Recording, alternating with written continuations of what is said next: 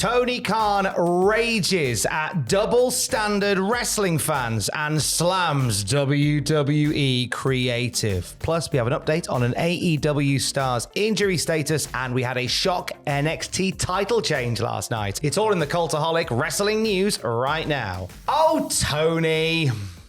Tony. So last night, Tony got on Twitter.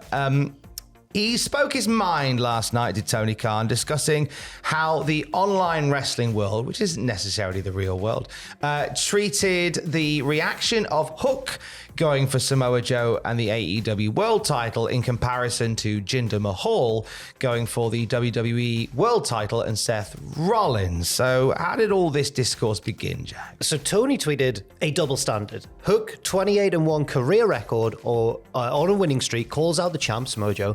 A logical challenge sparks online outrage. Jinder has literally lost every single match he's in for the past year, immediately gets the title shot. Where is the rage? And then said, tune into Dynamite on tonight or tomorrow night, and then that wasn't the end of it. But already, I don't know if it's a good look, Tom. Already, I'm not sure if it's a good if it's good optics from the head of AEW. He put 28-1 carer record as well, which suggests that Hook's been working in a home. What happened with that one? Dear me. Never thought of that. Oh lordy.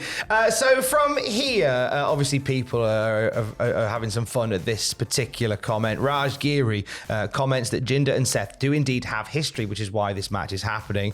Recalling they were in the tournament finals to become the first NXT champion. That match is online. I think it's had 1.5 million views on WWE's YouTube channel. The USA Network Twitter just felt like, spending their Tuesday night poking the bear.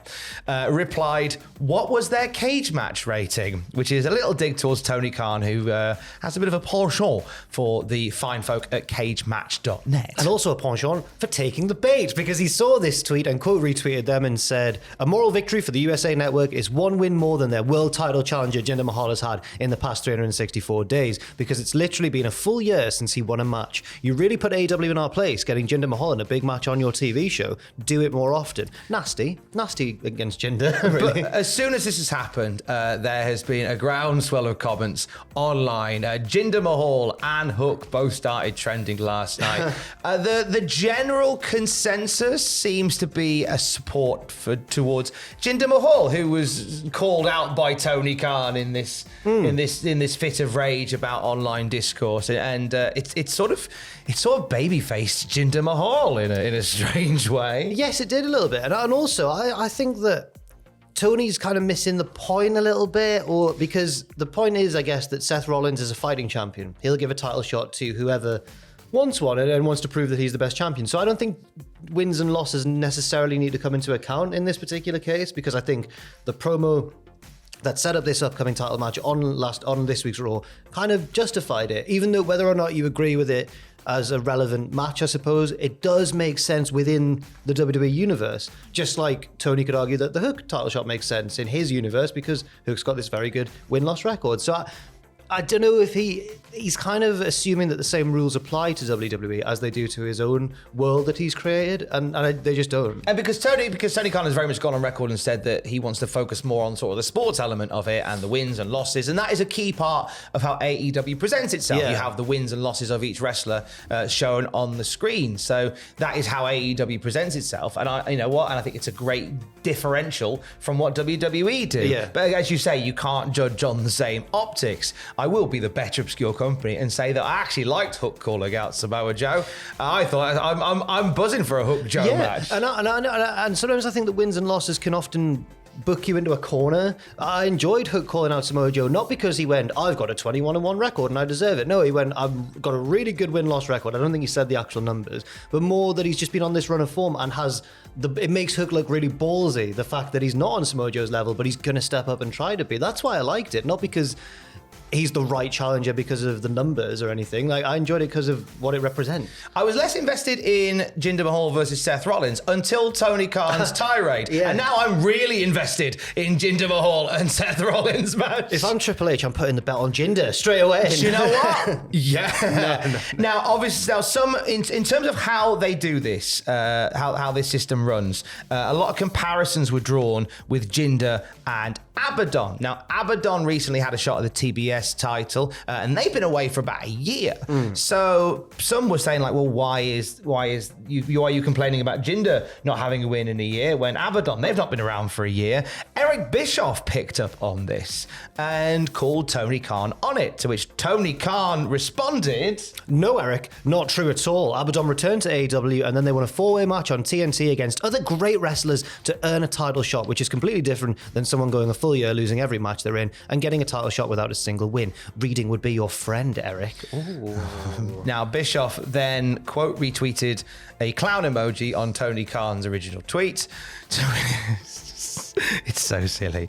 Tony Khan responds to this with an image of Alexis Carrington from Dynasty with the caption, "Get out of my sight, you miserable has-been." Now, it's just weird. You can't imagine Triple H getting dragged into something like this. I think it would look really weird if Triple H is suddenly, getting into squabbles with people over booking decisions that may or may not be objectively correct, which is impossible. It's all subjective, but you can't imagine Triple H doing that because it just, I think, projects the wrong message, especially when you've been trying to quell storms in your own locker room. I just don't think it's a good look for Tony particularly. Now, obviously, a lot of AEW guys have come online and stood by Tony Khan, as they should. They work for AEW, and I respect that. Anthony Bowens and Dax Harwood and the likes giving some love to Hook, and rightly so. Hook's great.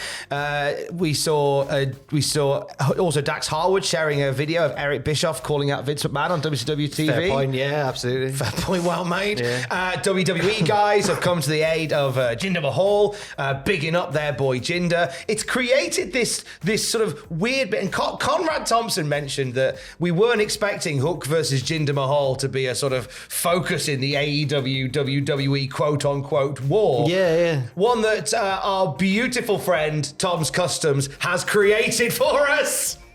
Give us that, you cowards! He's great, Tom's Customs. Thank you, matey. It's worth mentioning just briefly that Jinder did respond himself to Tony Khan. He certainly did. A tweet that he has since deleted saying, "Who TF is Hook?" And then plugged the match on Raw next week. We also had Edris Enofe from NXT. Yes. He quote retweeted Tony Khan with STFU, which was John Cena's finisher. Yes, absolutely. But Jinder's tweet, which has since been deleted, I think is kind of the wrong aim. Like, he's having a go at Hook, but I mean, Hook's great. Nobody's saying that Hook isn't good in this. Everyone's just, it's more about Tony and Triple H and the booking of both companies and everything. So I don't understand why Jinder did that. You could argue that he's just being a heel, I suppose, but he deleted it, and I think that was probably the wise move. Yeah, I think because you're at the risk of, you've been baby-faced online. Yeah. Don't hurt your image too much. Yeah. Dustin Rose weighed in and just said, "Guys, just enjoy wrestling. We love to do it for you. Lighten up on the tribalism. Hashtag keep stepping." And then I saw a brilliant comment on Reddit about this tweet, which was, but Dustin's boss is the tribalism chief. So that's a good line, and actually. Dustin tweeted that after all this stuff from Tony. I don't know whether Dustin's sending like a subliminal shot at Tony there, or more probably just the respondent fan backlash that came from Tony's tweets. I'd guess that's what Dustin's responding to. Also, Dustin says, "Just enjoy wrestling. We love to do it for you." Do they? Do wrestlers love doing the wrestling for us? I mean, they seem to have a nice time. They have a nice time when they're in the ring, running around and bleeding everywhere. But when they get online, they seem to be really, really miserable most of the time. I mean, if you're a wrestler and you love it, let us know down below. Yeah. Let us know. I ain't even looking at the comments today. No way. That is no go. Before we let you go, an update on Ray Fenix. Was chatting with Denise Salcedo. Gave us an update on where he's at with his injury recovery. Yeah, he said, "We are working on the recovery. I think it's the worst injury that he's had." He says, "But I'm taking my time. I'm doing a good job in my recovery. I put everything with the doctors. I'm following the doctor's line. I'm doing my best. And I think I can't talk so much about it, but soon I will be in the ring doing Lucha Libre, doing the thing that makes me so happy. He's proven me wrong. See, there you go. He goes against your theory. I feel awful now.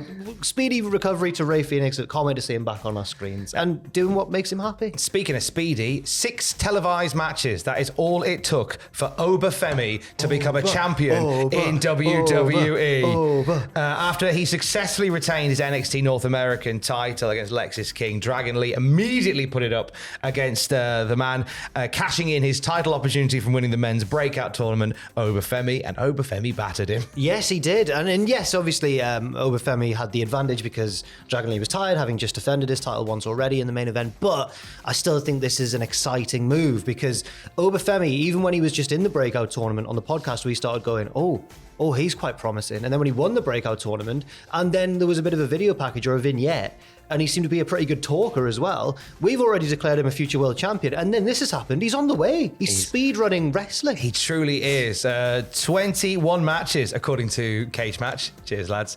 And 6 TV matches, and he's a champion in the company. Amazing work. Oh, fantastic. I presume this means Dragon Lee goes back to the main roster. You'd think so, and I think that was a job well done. He's had his stint again in NXT. He's done pretty well, stepping in, filling in for injuries here and there, and now he deserves to get his teeth into something different on the main roster. All the best to Dragon Lee, and all the best to Obafemi, and all the best to you navigating the discourse on social media today in the world of wrestling. We'll have more on it at cultaholic.com throughout the day. Stay safe.